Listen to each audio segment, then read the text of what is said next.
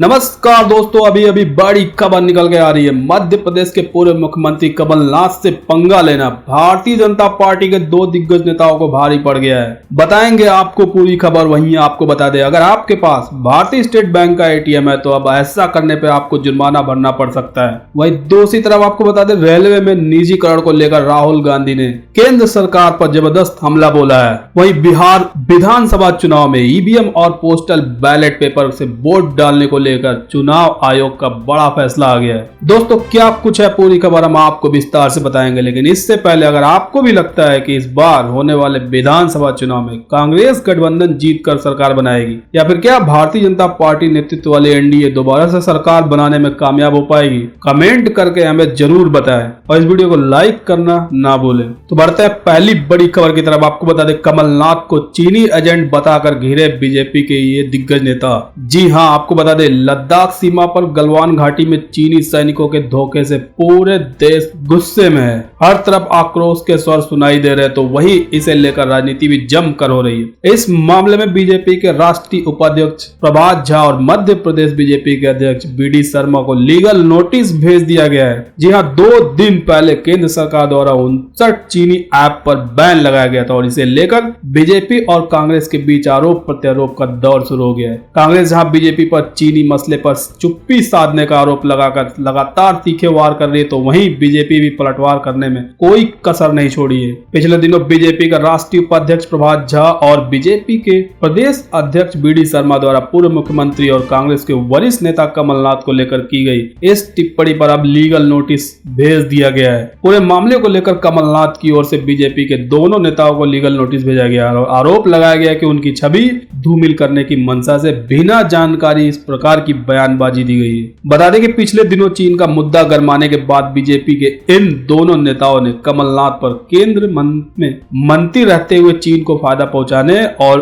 उनके चीनी एजेंट होने जैसा बयान दिया था। दोनों बीजेपी नेताओं ने अपने बयान में कमलनाथ के उस कार्यकाल का जिक्र किया था जब वो यूपीए की सरकार में केंद्रीय मंत्री थे। बीडी शर्मा और प्रभात झा के कहा था कि कमलनाथ ने चीनी को फायदा पहुंचाने के लिए काम किया था। बहरहाल उन्होंने यह बयान किन तथ्यों के आधार पर दिया था ये तो पता नहीं है, लेकिन अब उन्हें इस पर स्पष्टीकरण देना पड़ सकता है। उन्हें यह लीगल नोटिस कमलनाथ के वकील वरुण तनखा द्वारा भेजा गया है। तनखा ने कहा कि मध्य प्रदेश कांग्रेस कमेटी के अध्यक्ष कमलनाथ ने चीनी कंपनियों की तरफदारी करने के आरोपों पर झा और शर्मा को कानूनी नोटिस भेजे हैं। उन्होंने कहा कि नोटिस में भाजपा के दोनों नेताओं द्वारा कमलनाथ के खिलाफ अपमानजनक बयानों पर ध्यान आकर्षित किया गया, जो कि 26-27 जून को अनेक अखबारों और इलेक्ट्रॉनिक मीडिया में प्रकाशित किया गया था। वकील ने कहा कि इन झूठे आरोपों के समर्थन के लिए कोई सार्वजनिक रिकॉर्ड नहीं है। कमलनाथ ने 2004 से 2009 तक केंद्रीय वाणिज्य और उद्योग मंत्री रहते हुए अपने कार्यकाल में जो फैसले लिए वो नियमों के अनुसार थे।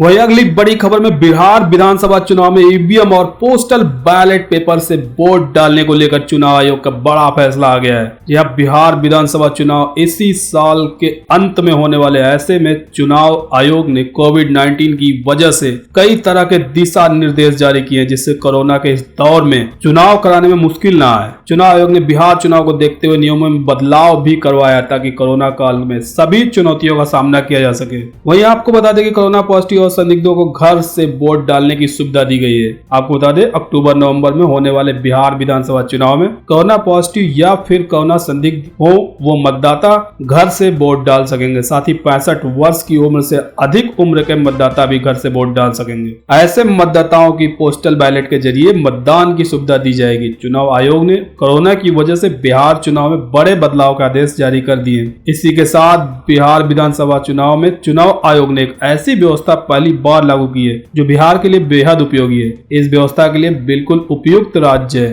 राजनीति में अपराधीकरण का लंबा इतिहास रहा है। इस बार के चुनाव में कोई राजनीतिक दल अगर किसी बाहुबली या फिर लंबित मुकदमों वाले अपराधी को अगर उम्मीदवार बनाता है तो उसे बताना होगा कि आखिर वो उन्हें क्यों उम्मीदवार बना रहे हैं। यही नहीं, राजनीतिक दलों को अखबारों में यह सूचना प्रकाशित करनी होगी। चुनाव आयोग ने सुप्रीम कोर्ट के आदेश के मद्देनजर यह प्रावधान किया है। बिहार में 70 के दशक के बाद से राजनीति में अपराधियों का बोलबाला हो गया है, जिस पर हत्या, अपहरण और फिरौती के जितने केस लंबित हों वो राजनीतिक दलों में ही नजर आता है। ऐसे उम्मीदवार अपनी रॉबिन हुड की छवि बनाकर चुनाव जीतते भी रहे हैं। बिहार में विधानसभा की 243 सीटें और मौजूदा विधानसभा की अवधि अवधि 29 नवंबर तक है और चुनाव आयोग को 29 नवंबर से पहले चुनाव कराने होंगे। हर बार की तरह इस बार भी बिहार के चुनाव कई चरण में कराए जाएंगे। वही अगली बड़ी खबर में एसबीआई के बदले एटीएम से पैसे निकालने के नियम। जहां अगर आपके पास एसबीआई का डेबिट कार्ड है तो यह खबर आपके लिए बहुत जरूरी है, क्योंकि 1 जुलाई से बैंक एटीएम से कैश निकालने के नियम बदल गए हैं। ऐसा इसलिए है क्योंकि लॉकडाउन के समय एटीएम से कैश निकालने के नियमों में बदलाव कर दिया गया था और यह बदलाव 30 जून 2020 को खत्म हो चुकी है। अब एसबीआई के एटीएम से कैश निकालने के नियमों को फिर से बदल दिया गया है। अब इस नियम के अनुसार एसबीआई खाता धारक जिनका मासिक बैलेंस औसतन 25,000 रहता है वह बैंक ब्रांच से 8 बार बिना शुल्क दिए कैश निकाल सकते हैं, जिनमें 5 बार एसबीआई एटीएम से और 3 बार अन्य एटीएम से पैसे निकाल सकते हैं। 25,000 से 50,000 औसत बैलेंस वाले खाता धारक 10 बार बिना शुल्क दिए कैश निकाल सकते हैं और 50,000 से 1 लाख रुपए वाले खाता धारक 8 बार बिना शुल्क दिए कैश निकाल सकते हैं। 1 लाख रुपए से अधिक औसत बैलेंस वाले खाता धारक बैंक ब्रांच से कैश निकालने के लिए कोई पाबंदी नहीं है। बैंक ब्रांच से वह कितनी बार भी कैश निकाल सकते हैं। फ्री लिमिट के बाद कैश निकालने पर एसबीआई 5 रुपए से लेकर 8 रुपए तक चार्ज काट सकता है। एसबीआई की आधिकारिक वेबसाइट sbi.co.in पर उपलब्ध जानकारी के अनुसार मेट्रो शहर में एसबीआई 1 महीने में अपने नियमित बचत खाता धारकों को 8 मुफ्त लेन देन करने की अनुमति देता है। इसके अलावा ग्राहकों से प्रत्येक लेन देन पर शुल्क लिया जाता है। एसबीआई 1 महीने में अपने नियमित बचत खाता धारकों को 8 मुफ्त लेन देन करने की अनुमति देता है। इनमें 5 लेन देन एसबीआई एटीएम से कर सकते हैं और बाकी 3 लेन देन अन्य एटीएम से कर सकते हैं। गैर मेट्रो शहरों में 10 मुफ्त एटीएम लेन देन होते हैं, जिसमें 5 लेन देन एसबीआई और अन्य बैंकों से किए जा सकते हैं। वहीं दूसरी बड़ी खबर में आपको बता दें, एमपी उपचुनाव से पहले बीजेपी में कलह। जी हां, आपको बता दें मध्य प्रदेश में विधानसभा की 24 सीटों पर होने वाले उपचुनाव से पहले भारतीय जनता पार्टी की अंदरूनी कलह सतह पर अब दिख रही है। बदनावर से पार्टी के विधायक रहे भंवर सिंह शेखावत इन दिनों नाराज हैं। उनकी नाराजगी की वजह दरअसल राजेश अग्रवाल है, जिन्हें दिग्गज नेता कैलाश विजयवर्गीय ने भाजपा में शामिल कराया है। राजेश अग्रवाल की वजह से ही 2018 के विधानसभा चुनाव में शेखावत को हार का सामना करना पड़ा था। हालांकि इससे जाहिर है कि इससे तिलमिलाया शेखावत ने पार्टी हाईकमान के सामने नाराजगी जाहिर कर दी है। वही इस पूरे मामले पर कांग्रेस पार्टी ने चुटकी लेते हुए कहा कि बीजेपी के प्रदर्शन संगठन का अंतकलह सामने आ गया है। वही यह भी खबर है कि कांग्रेस की ओर से शेखावत को टिकट ऑफर किया जा रहा है। भंवर सिंह शेखावत खुलेआम बीजेपी महासचिव कैलाश विजयवर्गीय पर आरोप लगा रहे हैं कि उन्हें हराने के लिए ही राजेश अग्रवाल को बदनावर से खड़ा किया गया था। विजयवर्गीय ने इसमें आर्थिक मदद भी की थी। इंदौर की 5 नंबर विधानसभा सीट से 2 बार और बदनावर से 2 बार विधायक रह चुके भंवर सिंह शेखावत का कहना है कि मामला निमाड़ की 5 सीटों पर प्रभारी कैलाश विजयवर्गीय को पार्टी से नहीं बनाया है, वो अपने आप प्रभारी बन गए। शेखावत का कहना है कि विजयवर्गीय इन सीटों पर ज्योतिराज सिंधिया के कैंडिडेट को हराकर एमपीसीए चुनाव का बदला लेना चाह रहे हैं। शेखावत ने कहा कि संगठन को मैंने बता दिया है कि कैलाश विजयवर्गीय पार्टी को एक बड़े नुकसान की ओर ले जा रहे हैं। एन उपचुनाव से पहले बीजेपी में अंदरूनी कलह के हालात बनते देख कांग्रेस पार्टी मुखर हो गई है। कांग्रेस पार्टी के प्रवक्ता नीलाभ शुक्ला का कहना है कि पूरे प्रदेश में बीजेपी नेताओं के बीच का अंतकलह सामने आ रहा है। बदनवार हो या हाट पिपल्या, सभी जगह पुराने लोग नाराज हैं, क्योंकि पार्टी में सिंधिया के लोगों को ज्यादा तवज्जो दी जा रही है। इसका परिणाम आने वाले उपचुनाव में दिखेगा। इस बीच बताया गया है कि भंवर सिंह शेखावत कांग्रेस पार्टी के एक पूर्व मंत्री के संपर्क में है। उन्हें कांग्रेस की ओर से भी टिकट का ऑफर किया गया है। वहीं दूसरी बड़ी खबर में रेलवे में निजीकरण को लेकर राहुल गांधी का केंद्र सरकार पर वार। जी हां, कांग्रेस नेता राहुल गांधी ने आज रेलवे में निजीकरण के अपने पहले कदम पर सरकार को आड़े हाथों लेते हुए सुझाव दिया है कि जनता इस कदम के लिए उन्हें माफ नहीं करेगी। सरकार ने आज रेलगाड़ियों के निजीकरण का पहला कदम उठाया, जिसमें निजी कंपनियों से यात्री ट्रेन चलाने के प्रस्ताव आमंत्रित किए गए हैं। मंत्रालय ने प्रस्ताव के अनुसार निजी फर्म रेलगाड़ियों को 35 वर्षों तक चला सकती है। रेल मंत्रालय ने एक बयान में कहा है कि इस इस प्रस्ताव में 109 मार्गों पर 151 ट्रेनें चलाने की योजना है, जो 30,000 करोड़ रुपए के निजी निवेश की मांग करेगी। दोस्तों, आपको क्या लगता है, केंद्र सरकार को राहुल गांधी के सुझाव पर अमल करना चाहिए? कमेंट करके जरूर बताएं। आपको बता दें, दुनिया का सबसे बड़ा रेलवे नेटवर्क को लगभग 13,000 ट्रेनों में चलता है। रेलवे लगभग 12 लाख लोगों को रोजगार देता है। यात्री सेवाओं का हिस्सा सब्सिडी पर चलता है, जो कि इन वर्षों में बड़े नुकसान की वजह बना है, जिसे मंत्रालय को पुनः प्राप्त करने में असमर्थ रहा है। राहुल गांधी ने केंद्र सरकार के इस कदम पर ट्वीट करके लिखा है कि रेल गरीबों की एकमात्र जीवन रेखा है और सरकार उनसे ये छीन रही है। जो छीनना है छीनिए, लेकिन याद रहे, देश की जनता इसका करारा जवाब देगी। वही अगली बड़ी खबर में बाबा रामदेव सहित राज्य और केंद्र सरकार को हाई कोर्ट ने नोटिस भेज दिया है। जी हां, आपको बता दें, पिछले सप्ताह कोरोना की दवा के तौर पर लॉन्च की गई कोरोनिल पतंजलि आयुर्वेद के दावों का गंभीर संज्ञान लेते हुए उत्तराखंड उच्च न्यायालय ने बुधवार को रामदेव की कंपनी, राज्य सरकार और केंद्र सरकार और कुछ अन्य संस्थाओं को नोटिस जारी किया है। इस नोटिस में उनसे इस मामले के 1 सप्ताह के भीतर जवाब दाखिल करने को कहा है। दवाई के बारे में रामदेव के दावे को चुनौती देने वाली एक जनहित याचिका पर सुनवाई करते हुए उच्च न्यायालय के मुख्य न्यायाधीश की खंडपीठ ने राज्य सरकार, केंद्र सरकार, पतंजलि आयुष उत्तराखंड के निदेशक, भारतीय आयुर्विज्ञान अनुसंधान परिषद और पतंजलि के दावों के अनुसार दवाई का परीक्षण करने वाले राजस्थान के निम्स विश्वविद्यालय को नोटिस जारी किए गए। अदालत के सभी संस्थाओं को अपने जवाब 1 सप्ताह के भीतर दाखिल करने के निर्देश दिए। वकील मणि कुमार द्वारा दायर जनहित याचिका में रामदेव पर कोरोना की दवा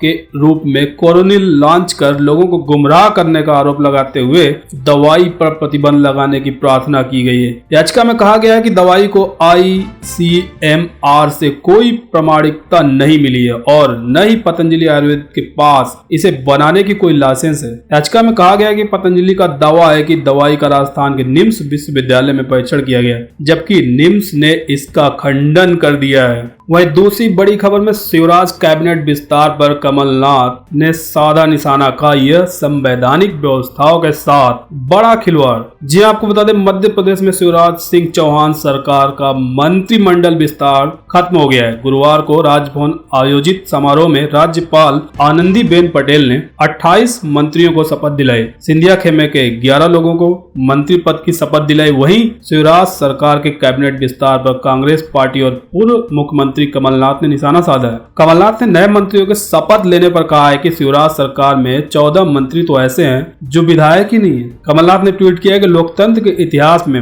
मध्य प्रदेश का मंत्रिमंडल ऐसा मंत्रिमंडल है जिसमें कुल 33 मंत्रियों में से 14 वर्तमान में विधायक ही नहीं है। यह संवैधानिक व्यवस्थाओं के साथ बड़ा खिलवाड़ है, प्रदेश की जनता के साथ मजाक है। वहीं अगली बड़ी खबर में आपको बताएंगे कि जुलाई महीने से कौन से 10 नियम बदल गए जिससे आपकी जेब पर इसका बुरा असर पड़ेगा। जी हां, देश भर में कोरोना वायरस का प्रकोप तेजी से बढ़ता जा रहा है। इसी बीच जुलाई से पूरे देश में बड़े बदलाव भी हुए, जिसका असर सीधा आपकी जेब पर पड़ेगा। ये बदलाव बैंकिंग, LPG सुविधाओं से जुड़ी हुई है। जी आपको बता दें, आज से ATM से पैसा निकासी पर चार्ज देना होगा। आपको बता दें कि लॉकडाउन में सरकार ने ATM के कैश निकालने के नियमों में बदलाव किया था। सरकार ने कैश निकालने के दौरान लगने वाले सर्विस शुल्क को खत्म कर दिया था, लेकिन जुलाई से फिर से ATM से तय सीमा के बाद कैश निकासी पर चार्ज देना पड़ेगा। वहीं आज से बैंक खाते में आपको मिनिमम बैलेंस जारी जो रखना होगा, अन्यथा आपको जुर्माना देना पड़ सकता है। बता दें कि लॉकडाउन में सरकार ने मिनिमम बैलेंस न रखने पर लगने वाले अतिरिक्त शुल्क को खत्म कर दिया था, लेकिन आज से यानी जुलाई से मिनिमम बैलेंस न होने पर आपसे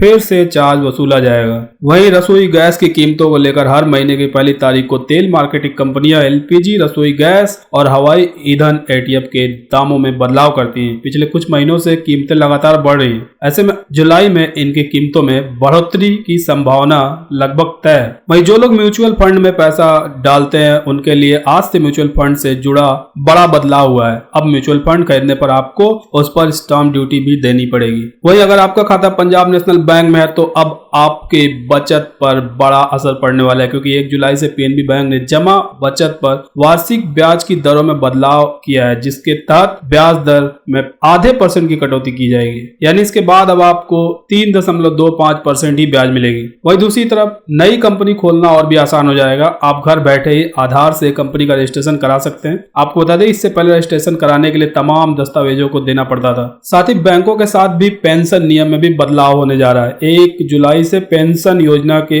ऑटो डेबिट की सुविधा फिर से शुरू हो सकती है। आपको बता दें कि इस सुविधा को 30 जून तक रोका गया था। अब 1 जुलाई से यह सुविधा फिर से शुरू हो सकती है। वही पीएफ से जुड़ा भी नियम आ रहा है। आपको बता दें कि लॉकडाउन में सरकार ने पीएफ से जुड़े नियम में बदलाव किया था, जिसके तहत अकाउंट होल्डर्स अपने पीएफ खाते में एक तय रकम निकाल सकते थे, लेकिन अब यह समय सीमा भी खत्म हो गई है। वहीं सरकार ने पीपीएफ और सुकन्या समृद्धि योजना से जुड़े नियमों में भी बदलाव किया है, जिसके तहत इन खातों में न्यूनतम किस्त 2019-20 के लिए जमा नहीं कर पाए वह 30 जून 2020 तक किस्त भर सकते थे। इसके अलावा पीपीएफ अकाउंट के लिए मिनिमम डिपॉजिट 1 वर्ष में 500 रुपए, जबकि सुकन्या समृद्धि स्कीम के लिए 250 रुपए है। मोदी सरकार ने इस योजना के तहत सर्विस टैक्स और केंद्रीय उत्पाद शुल्क से जुड़े पुराने लंबित विवादित मामलों का निपटारा किया जाना था। इसकी आखिरी तारीख 30 जून थी। 1 जुलाई से अब इस योजना का फायदा उन लोगों को नहीं मिलेगा जो अब इस स्कीम का फायदा नहीं उठा पाए।